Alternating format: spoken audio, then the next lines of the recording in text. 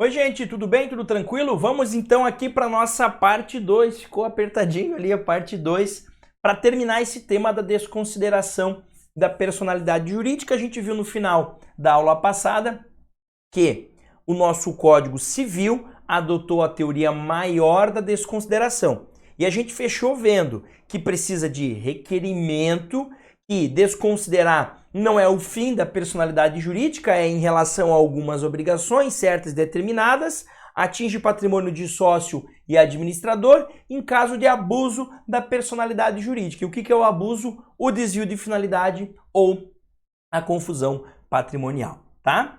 Agora, prof, o que é o desvio? O que é a confusão patrimonial? Vamos lá. O Código Civil, nos parágrafos do artigo 50, traz isso.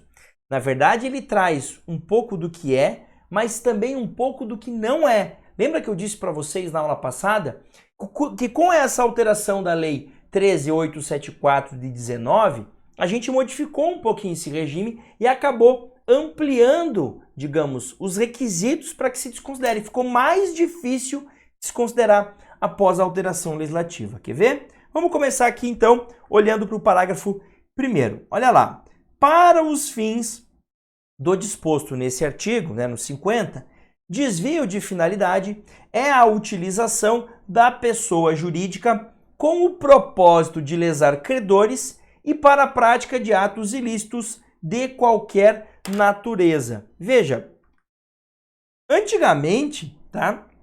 Antigamente, a gente não entrava nisso aqui, porque desvio de finalidade eu tinha uma pessoa jurídica, por exemplo, para vender carros, e eu uso ela para comprar e vender imóveis. Opa, eu mudei a finalidade, sim. Só que o que o nosso código fez com essa alteração legislativa? Ele ignora isso. E ele diz, não, desviar a finalidade é o quê? Lesar credores.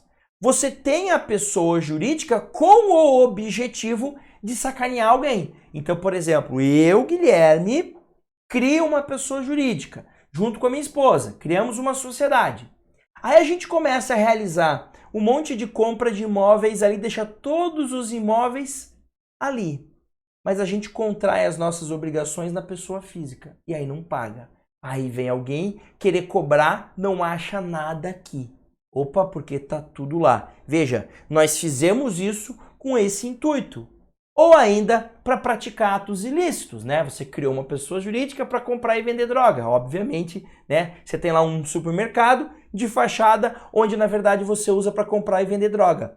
Mas vejam, você tornou o desvio de finalidade algo ilícito, o que não era o objetivo inicial do legislador. O artigo 50 caput, o artigo 50 redação originária, nunca disse que desvio de finalidade era isso. E aí a doutrina conceituava o desvio de finalidade, dizendo, olha, quando a pessoa jurídica é criada, ela tem uma finalidade descrita no seu objeto social. Se ela é usada para outra coisa diferente disso, está havendo um desvio de finalidade. Mas o nosso código diz que não, que o desvio é você usar a pessoa jurídica para fraudar credores ou para o cometimento de atos ilícitos. Tá? Então, o desvio de finalidade é isso. E a confusão patrimonial? O que é a confusão patrimonial? A confusão patrimonial, basicamente, é você ter essa dificuldade de entender o que é patrimônio da pessoa física e o que é patrimônio da pessoa jurídica. Tá? Nunca me esqueço que eu tinha um professor de direito comercial na faculdade, que ele falava, ele pegava, ele colocava as duas mãos dele no paletó e dizia, olha, eu tenho acesso aos dois bolsos. Imagine que eu sou o sócio de uma pessoa jurídica. Eu tenho acesso a esse bolso, que é o meu, de pessoa física, que é a minha conta pessoa física. E eu tenho acesso a esse outro bolso, que é a conta da PJ, da qual eu sou sócio. Eu consigo acessar os dois, mas os dois não se comunicam, porque os bolsos não se encontram. Então o patrimônio de um é separado do outro. Agora imagine que eu furasse os bolsos e se encontrasse. Eu já não ia mais saber, porque o dinheiro que estava na física ia para a jurídica e vice-versa. Eu já não saberia mais o que é meu e o que não é. Eu gosto de dar um exemplo. Me lembro início da faculdade, Quando eu comecei a fazer faculdade, inclusive foi quando a gente começou a namorar, eu e a Bruna, eu fazia parte da atlética da faculdade. Então a gente organizava jogos jurídicos, festa, tal. E aí no primeiro ano da faculdade, eu estava lá fora do local da festa, vendendo ingresso, tá? Vendendo ingresso para as pessoas. Então o que acontecia? Eu tinha um dinheiro que eu tinha levado para gastar lá, tomar uma cerveja, comer alguma coisa na festa. Estava no meu bolso, vamos imaginar, no meu bolso esquerdo. E no meu bolso direito estava o dinheiro da compra desses ingressos. As pessoas compravam o ingresso, sei lá, R$5 e botavam aqui no bolso. Na época era baratinho, R$5 botava no bolso. Imagine que na hora de ir embora, o meu bolso tivesse furado. Eu já não ia mais saber se esse 5 que estava no meu bolso esquerdo era que estava no direito e entrou pelo furo ou não. Ou seja, ia ter uma confusão. Eu não ia saber o que era patrimônio meu, o que era dinheiro meu, o que era dinheiro da Atlética. Como o bolso não furou, eu tinha essa separação. Então, a confusão é isso. É você não saber mais de quem é um patrimônio, tá? Antigamente, antes dessa reforma, a gente dava o exemplo seguinte. Olha, eu sou sócio de uma pessoa jurídica. Aí um dia você vai jantar lá na minha casa. Aí, não, você vai lá à tarde tomar um café lá da tarde lá em casa. Aí comemos e tal. Aí de repente você fala assim, pô, a gente podia estender, né? Eu falo, pô, vamos fazer um churrasquinho, vamos. Aí eu falo assim, puta, eu esqueci minha carteira lá no escritório. Ah, mas eu tenho o cofre da sociedade que fica aqui em cima. Eu vou pegar ali um dinheiro da sociedade que tem aí, eu sou sócio, e vou lá comprar carne e cerveja. Aí eu vou lá com aquele dinheiro da sociedade. Opa, eu acabei de pegar o dinheiro da sociedade para fazer uma compra pessoal. Acabou de gerar a confusão patrimonial. Ou eu pego lá o dinheiro da sociedade e pago a escola do meu filho. Aí eu pego o meu dinheiro, pessoa física, pago um tributo da sociedade. Isso, antigamente, a gente dizia, exemplo clássico de confusão patrimonial. Por quê? Porque você usa dinheiro da pessoa física para pagar obrigações da pessoa jurídica ou o contrário. O que a nova lei fez, essa 13.874? Ela mudou um pouquinho. Olha o que ela diz. Vamos lá. Parágrafo 2º.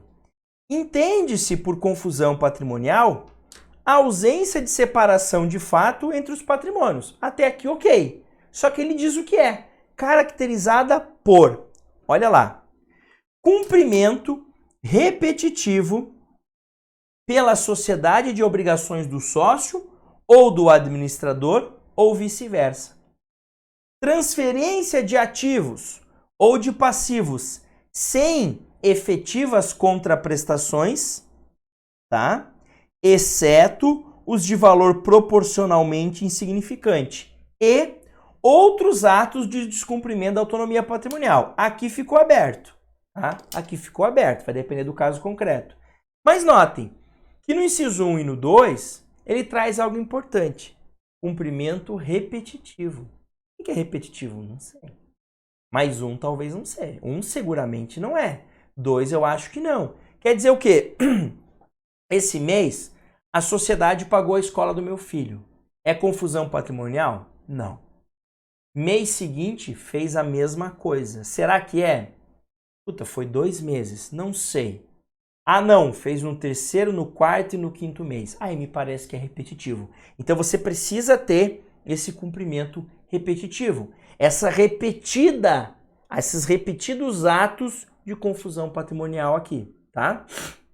A outra hipótese, transferência de ativo ou passivo sem efetiva contraprestação. Eu recebo um dinheiro da pessoa jurídica sem ter declaração por que eu recebi aquilo. Você recebeu a título de prolabore, de distribuição de lucro? Não, eu recebi por receber. Bom, se proporcionalmente é insignificante, e aqui o que é insignificante? Não sei, vai depender do caso concreto, isso é irrelevante. Antigamente não tinha essa regra, agora tem. Por isso que eu disse, agora está mais difícil desconsiderar ainda, tá? Beleza? E aí a gente tem mais 3 parágrafos que vão, digamos, delinear um pouquinho melhor essa questão, trazer outros aspectos. Vamos dar uma olhada aqui. O disposto no caput, nos parágrafos 1º e 2º, também se aplica à extensão das obrigações de sócios ou de administradores à pessoa jurídica. O que ele quer dizer? O inverso, né? Então, se os sócios estão cumprindo com as obrigações da pessoa jurídica de forma repetida, né? você pode ter a desconsideração. Aqui a ideia é que você pode ter desconsideração para os dois lados, aquilo que a gente chama de desconsideração inversa. Eu posso ter a desconsideração tanto quando a pessoa jurídica faz algo para os sócios, naquelas regras que a gente viu ali, né? Desvia a finalidade. Vamos pegar lá o exemplo, né? Eu uso a pessoa jurídica para vender drogas, tá? E aí todo o patrimônio dessa pessoa jurídica está na pessoa dos sócios, mas ela é usada para vender drogas. Eu posso desconsiderar e atingir o patrimônio dos sócios. E o contrário também. Eu tenho os sócios vendendo droga e botando todo o patrimônio lá na pessoa jurídica. Eu vou poder atingir também, tá? Então a ideia é essa, tá? Parágrafo 4º. Bem interessante isso aqui, ó. A mera existência de grupo econômico, sem a presença dos requisitos, não autoriza a desconsideração. Isso me parece claro, mas é importante. Por quê? Foi muito comum no judiciário isso. Eu peço para atingir o patrimônio da outra sociedade que faz parte do mesmo grupo econômico daquela que me deve, só porque faz parte do grupo econômico. Não, aí não.